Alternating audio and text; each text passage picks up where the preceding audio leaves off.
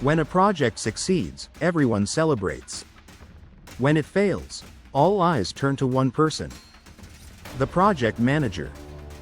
It doesn't matter if the issue came from unclear requirements, unrealistic deadlines, or shifting priorities. The PM becomes the first, and often only, person to blame. But why does this happen so instinctively? Every organization has lived this scene. A project slips, a client complains, a deadline is missed, and the first question that echoes in the room is, where was the project manager? The PM role sits at the intersection of leadership, coordination, and accountability. They are the ones who communicate updates, manage expectations, and hold the project together under constant pressure. But visibility is a double-edged sword. The more people see your leadership, the easier it becomes to associate every failure with you. Still, behind that reflex to blame lies something deeper: a mix of misunderstood roles, unrealistic expectations, and cultural habits that centralize accountability on one person instead of distributing it across the team. So let's unpack why project managers often carry the weight of every project's failure, even when the problem runs far beyond their control. 1.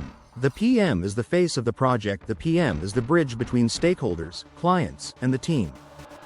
They're the most visible person in every meeting, report, and update. When something goes wrong, the natural instinct is to point toward the most visible leader, not necessarily the root cause. 2. Responsibility. Without full control, a project manager is accountable for outcomes but doesn't always control every input. Resources, priorities, external vendors, or management decisions can all derail progress, yet the PM is still expected to make it work. It's ownership without total authority, and that imbalance often turns them into an easy target. 3. Unrealistic or shifting expectations. Many projects start with goals that sound ambitious but are actually unrealistic. When those expectations crumble under real-world constraints, people don't revisit the goals, they look for someone to blame.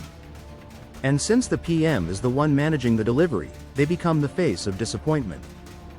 4. Misunderstanding of the PM role. Some still think project management is just about tracking tasks. They don't see the leadership, negotiation, conflict resolution, and strategic decision-making behind it. So when things go wrong, they assume the PM didn't manage properly, instead of understanding how complex and interconnected the system really is. 5. Weak accountability culture. In blame-driven organizations, responsibility isn't shared, it's dumped. A healthy project culture defines ownership for every role: developers own quality, analysts own clarity, management owns prioritization. But in weak cultures, the PM becomes the universal absorber of failure because you were managing the project, right?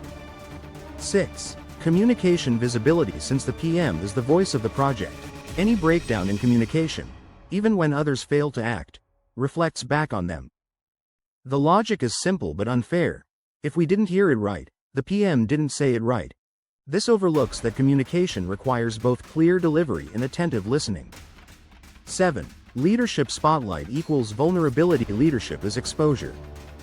The PM stands at the center of the storm, leading, reporting, defending, aligning. That spotlight amplifies both credit and criticism. When things go right, the team shines. When they don't, the leader burns. Finally, blaming the project manager is easy. It simplifies a complex failure into a single name. But true leadership and mature organizations know better. Projects fail for many reasons: poor vision, lack of support, changing scope, or missing resources. The PM's job is to navigate those forces, not control the uncontrollable. So next time a project stumbles, pause before pointing fingers. Ask instead, what can we learn, and how can we support the leader who's holding it all together? Because behind every struggling project is often a project manager still fighting to make it work, often alone, and still accountable for everyone.